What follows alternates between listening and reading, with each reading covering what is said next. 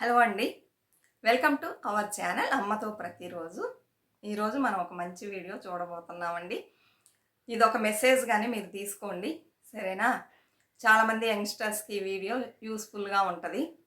ఈ మధ్య కాలంలో చూసారంటే ఎక్కడ చూసినా ఒక్కళ్ళు చాలు పిల్లలు. ఇద్దరొద్దు పెంచలేము అని చెప్పేసి కొంచెం ఇందులో లేజినెస్ ఉందా? లేకపోతే వర్క్ ప్రెషర్ అంటే ఇప్పుడు వైఫ్ అండ్ హస్బెండ్ జాబ్ చేస్తున్నారనుకోండి, వాళ్ళని పెంచడానికి కొంతమందికి ఇంట్లో పేరెంట్స్ ఉండరనమాట. రెండు వైపులా చూసుకోవడానికి. అదొక రీజన్. ఒక్కళ్ళనే పెంచలేము. ఇంకిద్దరిని ఎక్కడ పెంచుతాం? దీనికి ఎంత కష్టపడుతున్నాం అని చెప్పేసి అలా. కొంతమంది ఫినాన్షియల్‌గా వీక్‌గా ఉన్నారనుకోండి, మన వల్ల కాదు పెంచడం అని చెప్పేసి అలా వెనకడుగేస్తున్నారు. అయితే ఒక్క బేబీ ఉంటే ఎన్ని డిసడ్వాంటేజెస్ ఉన్నాయని ఈ వీడియో ద్వారా మనం తెలుసుకోబోతున్నాం. వీడియో నచ్చినట్లయితే లైక్ ఇవ్వండి, అలానే సబ్స్క్రైబ్ చేసుకోండి, కమెంట్స్ పెట్టండి, షేర్ చేయండి. ఇప్పుడు వీడియోలోకి వెళ్దాం. ఏంటి సింగిల్ బేబీగా ఉంటే డిసడ్వాంటేజెస్ అని. మా అమ్మ వాళ్ళ ఇంట్లో మొత్తం 8 మంది అండి పిల్లలు. నాన్న వాళ్ళ ఇంట్లో తీసుకుంటే ముగ్గురు అనమాట. అప్పట్లో వాళ్ళ జనరేషన్ అప్పుడు ఒక్కొక్కళ్ళ ఇంట్లో డజన్ మంది కూడా ఉండేవాళ్ళు కదా. వాళ్ళు అది సంపదగా భావించేవాళ్ళు, పిల్లలు ఎక్కువగా ఉంటాం. ఆస్తిపాస్తుల్ని సంపదలాగా భావించేవాళ్ళు కాదు. ఎంతమంది పిల్లలు ఉంటే అంత స్ట్రెంగ్త్ అని చెప్పేసి వాళ్ళ పిల్లల్ని ఎక్కువ మందిని కంటూ ఉండేవాళ్ళు. అప్పుడు పాపులేషన్ కూడా తక్కువగా ఉండేది కదా. అందువల్ల ఎంతమందినైనా కనేవాళ్ళు. ఓపిక ఉంది, స్ట్రాంగ్గా ఉండేవాళ్ళు. వాళ్ళు తినే ఆహారం వేరుగా ఉండేది. మనం తినేదంతా పాయిజన్. మనకు ఓపికలు లేవు, స్ట్రెంగ్త్ లేదు కదా. అందువలన ఆ జనరేషన్లో పిల్లలు ఎక్కువ మంది ఉండేవాళ్ళు. తలా ఒక పని చేసి సంపాదించి ఇచ్చేవాళ్ళు.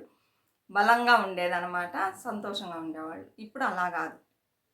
ఇప్పుడు ఏమంటే ఆ 12 మంది 8 మంది అయ్యారు. ఆ తర్వాత నలుగురు అయ్యారు. ఆరుగురు నలుగురు, తర్వాత ఇద్దరు చాలు. పాపులేషన్ ఎక్కువైపోయింది. ఇద్దరు పిల్లలు, ఆ తర్వాత ఇద్దరొద్దు, ఒక్కళ్ళే ముద్దు అని ఇలా చెప్తూ ఉండేవాళ్ళు అనమాట. అలా మెల్లమెల్లగా ఒక్కళ్ళ దగ్గరకు వచ్చేసారండి. ఈ ఒక్కళ్ళని మాత్రం అస్సలు అంటే అస్సలు కానొద్దు. ఇద్దరు పిల్లలు ఉండాలి. మీకేమండి చెప్తారు కబుర్లు? పెంచొద్దా అంటే చెప్తాను. ఎందుకు నేను కబుర్లు చెప్తున్నాను ఒక్కళ్ళు వద్దనేది అని ఎక్స్పీరియన్స్ చేసి చెప్తున్నానండి. మా అమ్మని గుంటూరులో ఇచ్చేశారు. మా నాన్న ఫ్యామిలీ మొత్తం గుంటూరులో ఉండేది. అమ్మ వాళ్ళది ఇక్కడ తమిళనాడులో తిరువళ్ళూరు అని ఉంది. అక్కడ పక్కన విలేజ్ అనమాట. ఇచ్చారు. అయితే మేము లోన్లీగా ఉన్నట్లు ఒక్కరోజు కూడా ఫీల్ అవ్వలే. మేము ముగ్గురు పిల్లలం. మా బాబాయికి ముగ్గురు పిల్లలు, అత్తయ్యకి పిల్లలు లేరు. మా అందరిని చూసుకునేవాళ్ళు అనమాట. నానమ్మ, తాతయ్య అందరం మేము గుంటూరులో ఉండేవాళ్ళం. ఎవరి పనులు వాళ్ళు చేసుకుంటూ వస్తూ పోతూ ఉండేవాళ్ళు. అప్పుడు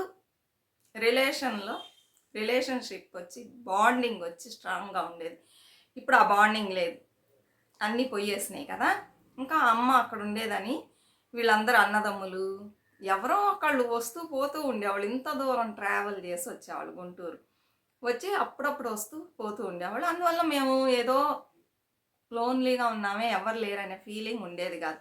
ఇరుగు పొరుగు వాళ్ళు అందరూ క్లోజ్గా ఉండేవాళ్ళు. అప్పట్లో అలానే ఉండేవాళ్ళు. ఇప్పుడు లేరు, ఎవరు మాట్లాడుకోరు ఇప్పుడు. అందువల్ల అసలు ఎప్పుడు ఒక్కరోజు కూడా ఫీల్ చేయలేదండి ఒంటరితనంతో. ఆ తర్వాత ఇప్పుడు మేము ముగ్గురు పిల్లలం కదా, ముగ్గురు ఇక్కడే ఉన్నారు. ఇక్కడే మ్యారేజ్ చేసేసారు. సరేనా? చూడండి ఎలా ఉంటుందో. ఇప్పుడు ఒకళ్ళ ఇంటికి ఒకళ్ళు రారు. ఆ రోజులు అంత దూరం ఉన్నా కూడా ట్రావెల్ చేసి వచ్చారు. ఇప్పుడు ఇక్కడే పక్క పక్కనే ఉన్నాం. ఒకళ్ళ ఇళ్ళకి ఒకళ్ళు వెళ్ళరు, కలుసుకోరు, ఒకళ్ళ పిల్లలు ఒకళ్ళతో మాట్లాడుకోరు. ఎందుకు అలా ఉన్నారు తెలియలే. అందరు ఇలా ఉన్నారంటే లేరు. కొంతమంది బాగా అక్క చెల్లెలు పిల్లలు, అన్నదమ్ములు పిల్లలు కలిసి మెలిసి ఉంటారు. కొన్ని చోట్ల ఎవరి ఫ్యామిలీ వాళ్ళు అనుకున్నట్లు వర్స్ట్గా బిహేవ్ చేస్తున్నారు. అందులో మా ఫ్యామిలీ.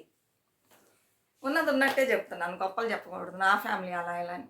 అసలు ఒకరినొకరు మీట్ చేసుకోరు, కలుసుకోరు. ఒక కష్ట సుఖాన్ని చెప్పుకోవడానికి కూడా ఉండదన్నమాట. అలా వాళ్ళు సంపాదించుకోవడం అలా ఉండిపోయారు.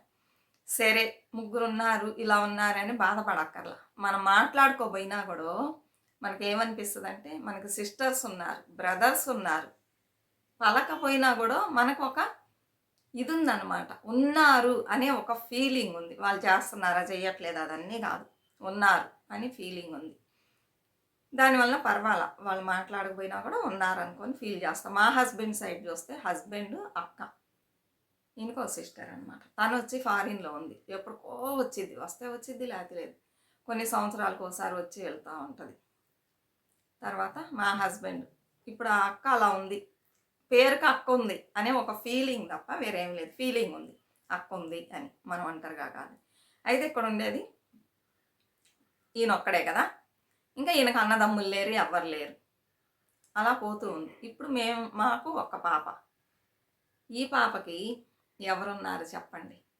తోబుట్టువులు లేరు. అప్పుడు ఇంత ఆలోచించినట్లయితే ఇంకొక బేబీని కూడా ఇచ్చేసి ఉండొచ్చు. అప్పుడు ఆలోచించాల, చాలు ఎవరో అమ్మాయి అబ్బాయి ఒక్కళ్ళు చాలు, వాళ్ళని బాగా చదివిద్దాం. మనం మిడిల్ క్లాస్ వాళ్ళం కదా, ఇద్దరిని కానీ వాళ్ళని ఎందుకు బాధ పెట్టడం, చాలకుండా ఎందుకు పెంచడం, ఒక్కళ్ళని బాగా చదివించి మంచిగా సెటిల్ చేసి మంచిగా మ్యారేజ్ చేస్తే చాలు అనుకున్నాము. కానీ ఆ తర్వాత వచ్చే బాధింపులు మేము ఆలోచించాల. ఎందుకంటే ఇప్పుడు పాప ఒక్కతే కదా, బాగా అన్నీ ఇచ్చి చెయ్యొచ్చు, అన్నీ సెటిల్ చేయొచ్చు. కానీ మా తర్వాత పాపకి తోడెవరు ఎవరున్నారు? ఇప్పుడు నాకు అక్క చెల్లెళ్ళు ఉన్నారు. వాళ్ళు ఏంటి అలానే ఉన్నారు. పిల్లలు కూడా ఒక బాండింగ్ లేకుండా పోయింది కదా. ఎంత అక్క చెల్లెలు పిల్లలు ఉన్నా మన పిల్లల్లాగా అవ్వరండి. ఇప్పుడు మన ఇంట్లో ఇంకొకళ్ళు ఉన్నట్లయితే మా అమ్మాయికి తోడు ఉండేవాళ్ళు కదా, తను ఫీల్ చేస్తుంది, ఏమ్మా ఇప్పుడు నాకు ఎవరు తోడు లేరు, నేను ఒంటరిగా ఉంటున్నాను, పిల్లుల్ని పెంచుకొని వాటితో ఆడుకుంటుంది. సరేనా అండి? ఎవరు లేకపోవడం వల్ల లోన్లీగా ఫీల్ చేస్తుంది. సరేనా? అర్థమవుతుందా మీకు నేను ఎందుకు చెప్తున్నానని? ఇప్పుడు తను ఫీల్ చేస్తుంది, ఒంటరిగా అయిపోయాని. ఒంటరిగా అందరి ఇళ్ళల్లో కొంతమంది ఇళ్ళల్లో ఇద్దరు పిల్లలు ఉన్నారు, కొట్టుకోవడానికి ఉన్నారు, తిట్టుకున్నా సరే, ఆడుకున్నా సరే ఉన్నారు, ఒకరికొకరు తోడున్నారు. అదొక ధైర్యం అన్నమాట.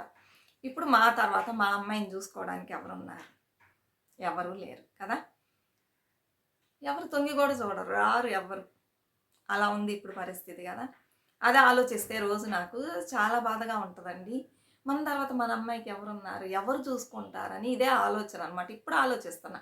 మేము కనుక అప్పుడు ఆలోచించినట్లయితే వేరేలాగా ఉండేది కదా. ఇప్పుడు ఇంకొకటి ఏంటంటే, మగపిల్లోడిని తీసేయండి, ఆడపిల్లకి మనం మ్యారేజ్ చేసి పంపిస్తాం. అక్కడ వాళ్ళు ఎలా చూస్తారు తెలుసా? వీళ్ళకి బలగం ఉందా, ఎంత డబ్బున్నా కూడా బలగం ఉందా చూస్తారండి. మనకు బలగం లేదనుకోండి, రేపు మా తర్వాత మా పాప ఒంటరిగా ఉందనుకోండి, ఎవ్వరు లేరు, మనం ఏమైనా చేయొచ్చు, అడగడానికి ఎవ్వరు లేరు, ఎవ్వరు రారు అని ఒక ఇది వస్తుంది వాళ్ళకి. ఇదే మనకి బాగా మంచి స్ట్రాంగ్గా బలగం ఉందనుకోండి, మనుషులు ఉన్నారనుకోండి, ఏమన్నా అనాలన్నా ఏమన్నా చెయ్యాలన్నా భయపడతారు. అమ్మో వీళ్ళ జోలికి వెళ్తే వాళ్ళందరూ వచ్చి పైన పడతారు అని భయపడతారు. అది ఇక్కడ మైనస్ అయిపోయింది కదా. మనం ఎంత ఇచ్చి చేసినా, మన పిల్లలు ఎంత ఉద్యోగం చేసినా, ఏం చేసినా ఉండాలండి, వెనక సపోర్ట్కి ఉండాలి. ఇప్పుడు మా హస్బెండ్ ఇక్కడ ఒక్కళ్ళే ఉండటం వల్ల ఆయనకి ఎలాంటి సపోర్ట్ లేదు.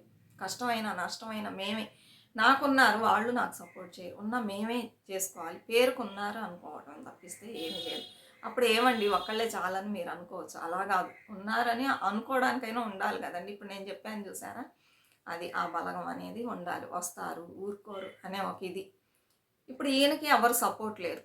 అదే మనకి తోబుట్టువులు ఉన్నారనుకోండి, ఇప్పుడు మా సిస్టర్స్ రాకపోయినా కూడా ఏదన్నా అంటే వెంటనే ఫోన్లు వస్తాయి. ఏంటి ఏమైంది, మా ఇళ్ళకి రాకపోవచ్చు, మేము కలుసుకోపోవచ్చు, వెంటనే ఫోన్ల మీద ఫోన్లు వస్తాయి. ఏంటి ఏమైంది ఏదన్నా అంటే చేస్తున్నారు కదా. అది కూడా ఎవరు చేస్తారు? ఎవరు లేకపోతే చెయ్యరు కదా. ఈయనకి సపోర్ట్ లేరు. ఇప్పుడు రేపు మన పిల్లలకి అలా ఉండకూడదు కదా. ఇప్పుడు అబ్బాయి అనుకోండి, ఈ రోజుల్లో ఇద్దరు పిల్లలు ఉన్న కొంతమంది ఫారిన్ వెళ్ళిపోతున్నారు తల్లిదండ్రులను వదిలేసి, అది వేరే అనుకోండి, దానికి రావట్లా నేను. ఇలా ఇప్పుడు ఒక బాబు ఉన్నాడు అనుకోండి, ఇంట్లో ఉన్నాడు అనుకోండి, ఆ అబ్బాయికి సంతతి కలిగింది అనుకోండి, ఇద్దరు పిల్లలు, అదొక ఫ్యామిలీగా అయిపోయింది. మగ పిల్లడు మనతో ఉంటారు, ఆడపిల్లలు అలా కాదు, ఇంకో చోటుకి వెళ్తారు కదా. ఆ తర్వాత మనం కూడా లోన్లీగా ఉండాల్సి వచ్చింది, ఒంటరితనం మనకి. ఇప్పుడు అదే ఇద్దరు అమ్మాయిలు కానీ, ఒక అమ్మాయి ఒక అబ్బాయి, ఎట్లన్నా ఇద్దరు పిల్లలు ఉన్నారనుకోండి, ఒకళ్ళు ఒకసారి వస్తారు, వీళ్ళు వెళ్ళిన తర్వాత ఇంకొకళ్ళు ఇంకోసారి వస్తారు. ఇలా వస్తూ పోతూ ఉండడం వల్ల మనకి ఆ లోన్లీనెస్ అనేది తెలియదు. లేదు ఒక్కళ్ళే అనుకోండి, వాళ్ళు పొద్దుగుకులు మన ఇంటికి వస్తే అత్తగారు వాళ్ళు ఊరుకుంటారా? ఎప్పుడు చూడు అమ్మగారి ఇల్లు అని వెళ్తూ ఉన్నామని చెప్పండి. మనల్ని మన బాధ్యతలను ఫుల్గా వేసుకోగలరా వాళ్ళు? అక్కడికి వెళ్ళిన తర్వాత వాళ్ళు చెప్పినట్లే వినాలి అంటారు చాలామంది కదా. వచ్చి పొద్దుగూకులు మనల్ని చూసుకోగలరా చెప్పండి. అదే ఇద్దరు పిల్లలు ఉన్నారనుకోండి, మనం చూసుకోవడానికి కూడా షేర్ చేసుకుంటారు. వాళ్ళు ఒకళ్ళకొకళ్ళు ఉంటారు, కష్టం కానీ సుఖం కానీ షేర్ చేసుకోవడానికి ఉంటారు. ఇవన్నీ ఆలోచించకుండా ఒక్కళ్ళు జాలిలే అనుకుంటారు. కొంతమందికి మనీ ఎక్కువగా ఉందనుకోండి, ఒక్కళ్ళే ఉంటారు. వాళ్ళ ఇళ్లల్లో పరిస్థితి ఏమంటే వాళ్ళ దగ్గర డబ్బు విచ్చలవిడిగా ఉంది. దానికోసమైనా బంధువులు అనేవాళ్ళు వస్తూ పోతూ ఉంటారు. మాకు తెలిసిన వాళ్ళు ఒకళ్ళు ఉన్నారు, కోటీశ్వర్లు. వాళ్ళకి ఒక్కటే పాప. అయితే వాళ్ళ ఇంట్లో అమ్మాయి ఎప్పుడు లోన్లీగా ఫీల్ అయినదే లేదండి. ఎప్పుడు చూసినా ఒక 20 మంది ఉంటూనే ఉంటారు. అందువలన ప్రాబ్లమ్ లేదు. ఇంతవరకు అలాంటి ప్రాబ్లమ్‌ని ఫేస్ చేసింది లేదు. ఒంటరిగా ఉన్నామే అని అనిపించలా. ఎందుకంటే ఎప్పుడు జనాలున్నారు.